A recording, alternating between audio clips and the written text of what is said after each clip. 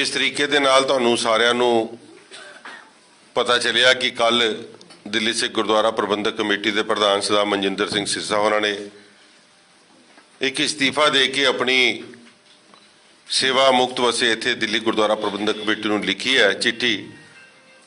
और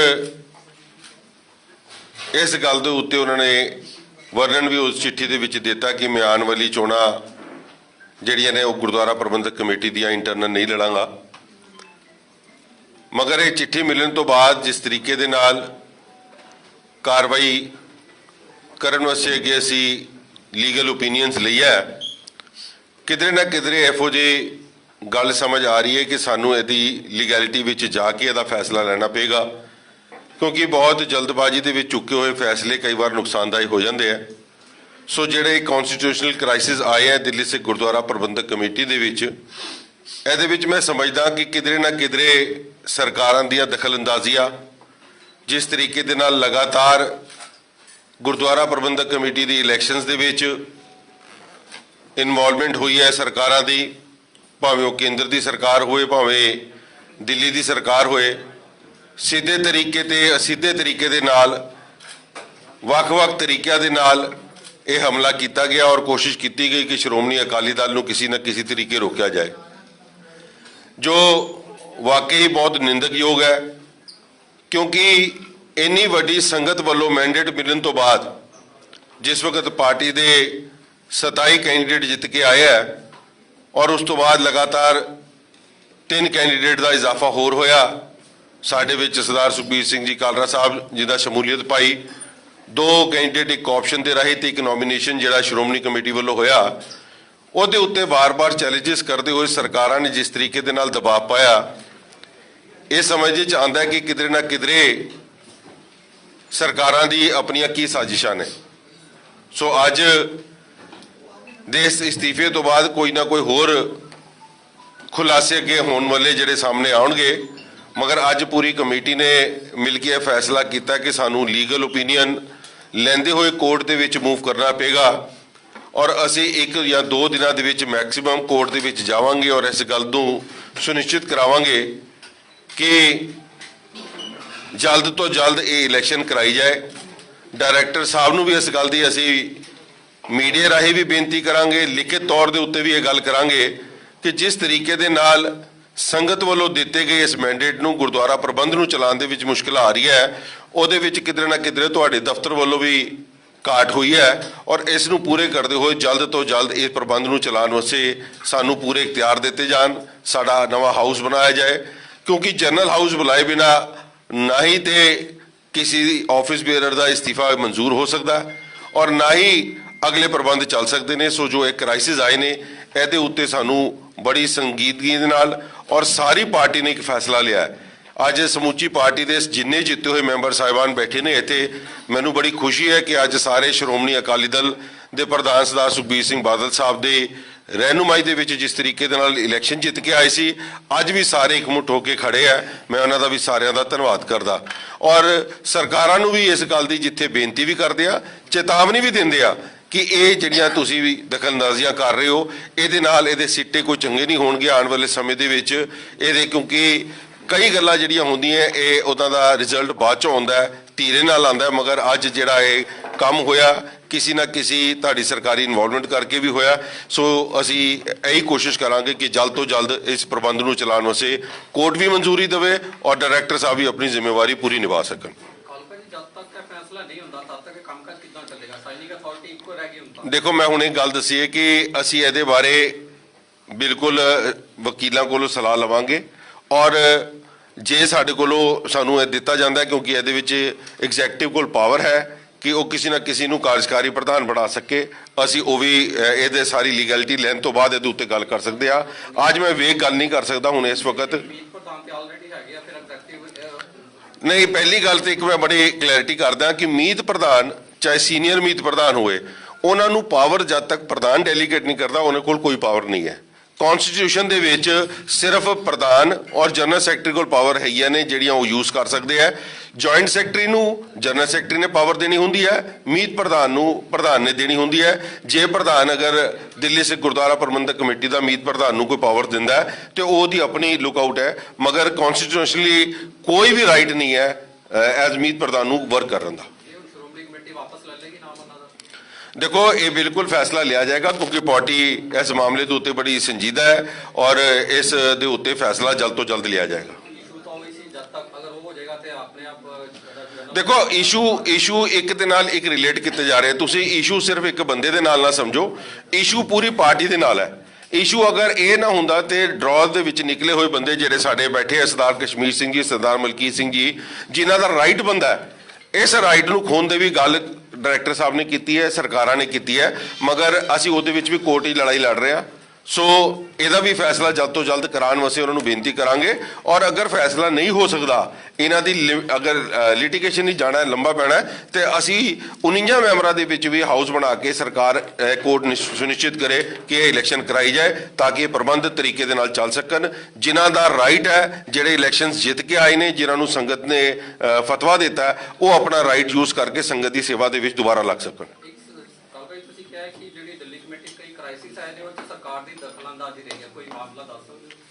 बिल्कुल, मैं जिस तरीके दे नाल तुसी अज ही देख लो कि जिस तरीके दे नाल ये प्रबंध शुरू होया, जिस इलैक्शन का सिस्टम शुरू होया, लगातार सरकारां दी इन्वॉल्वमेंट्स हो रही हैं डायरैक्टर दे राही, क्योंकि डायरैक्टर जिहड़ा है उहदी रिपोर्टिंग सीधी LG नूं है और LG साहब किहदे थल्ले आंदे ने, वो केंद्र सरकार की तरफ आंदे ने।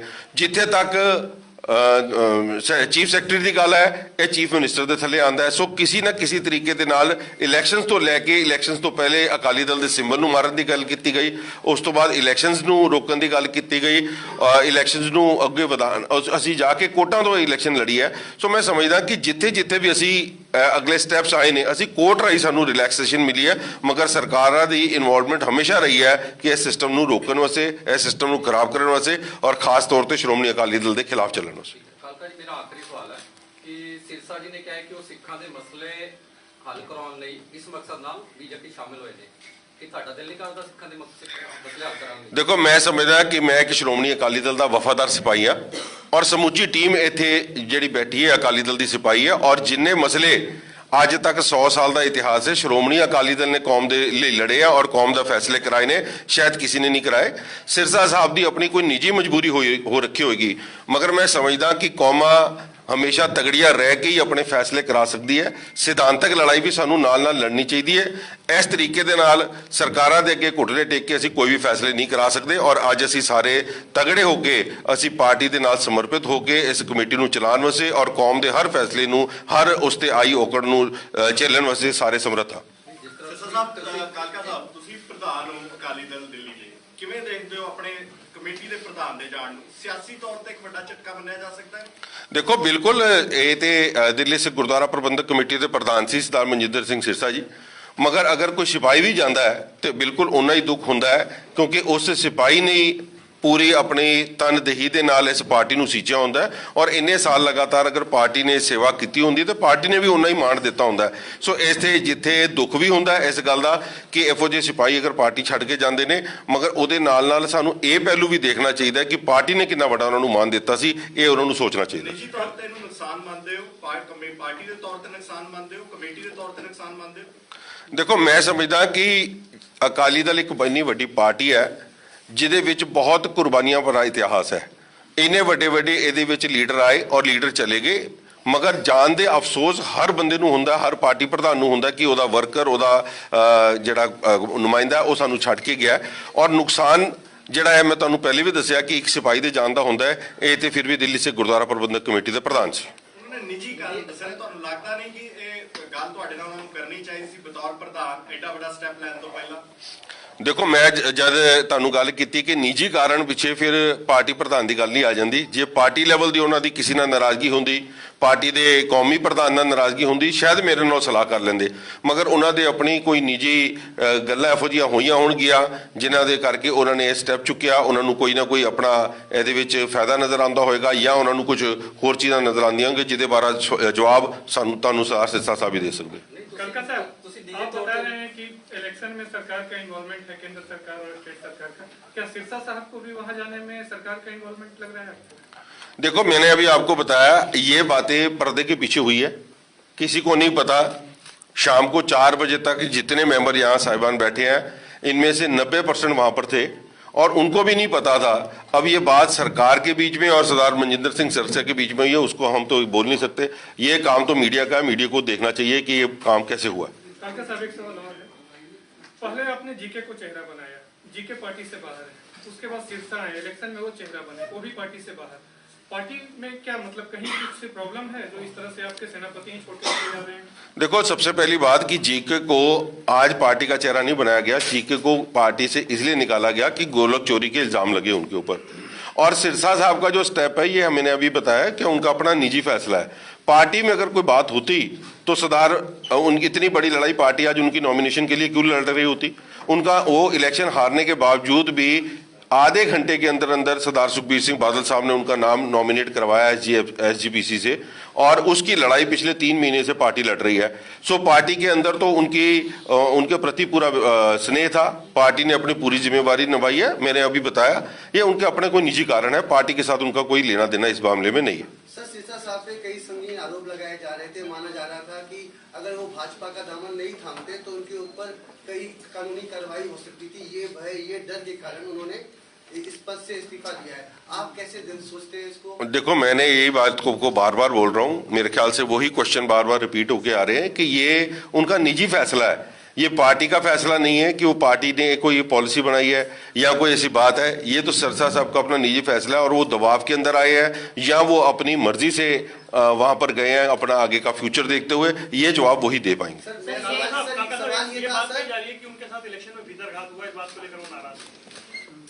ये तो मैं पहली बार सुन रहा हूँ कि भीतरघात हुई है।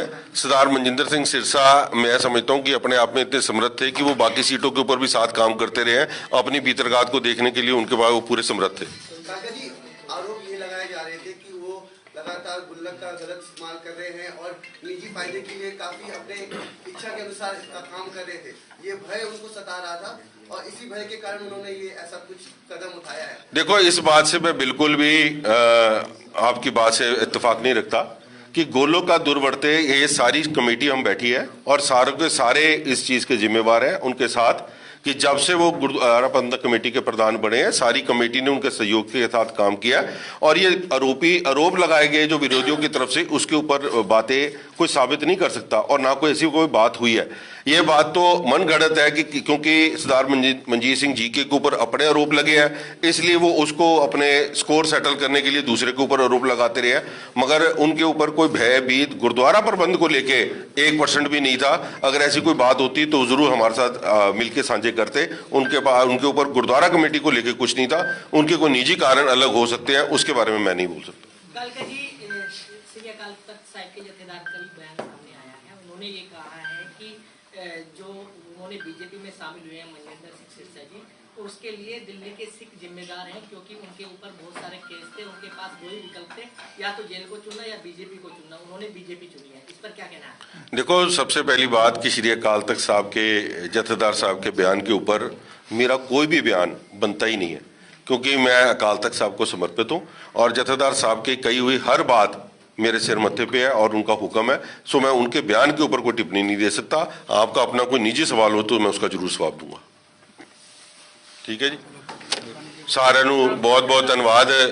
लंगर छक के जान की कृपालता करें। काका साहब, सिरसा जी के जाने के बाद क्या आपको उम्मीद है कि पार्टी एकजुट रहेगी दिल्ली में, कि आपके कुछ मेंबर भी जा सकते हैं भाजपा या दूसरे? देखो, ये बहुत अहम सवाल आपने किया, क्योंकि सिरसा जी के जाने के बाद पार्टी का एक एक सिपाही आज सामने खड़ा है।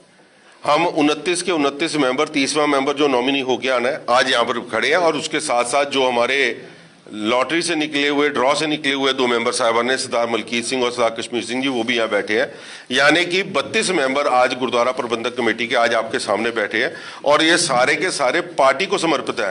ना ये सिरसा जी को समर्पित थे, ना ये कालका जी को, ना ये केपी जी को, किसी पर्सनल को समर्पित नहीं है। ये शहीदों की जथेबंदी जो 100 साल पुरानी पार्टी है, उसको समर्पित सारा परिवार है और ये सारा का सारा एकजुट होकर खड़ा है। करप्शन के अगेंस्ट में जो कमेटी जो अब अभी बैठी हुई है, तो सिरसा जी को क्लीन चिट दे रही है कि कोई भी गुरुद्वारा में करप्शन उनके टाइम में नहीं हुआ है। देखो, क्लीन चिट देने का मतलब है ये इसके डॉक्यूमेंट चेक करने, मगर जो जो विरोधियों की तरफ से आरोप लगाए गए हैं उसको हम बिल्कुल खारिज करते हैं, क्योंकि बैठे बैठाए किसी के ऊपर आरोप लगाना, ये हम सारे उनके साथ कमेटी में काम किया है, हमको ऐसा नहीं लगता कि कोई ऐसा काम उनके कार्यकाल में खास तौर पे प्रधानगी के समय पे हुआ।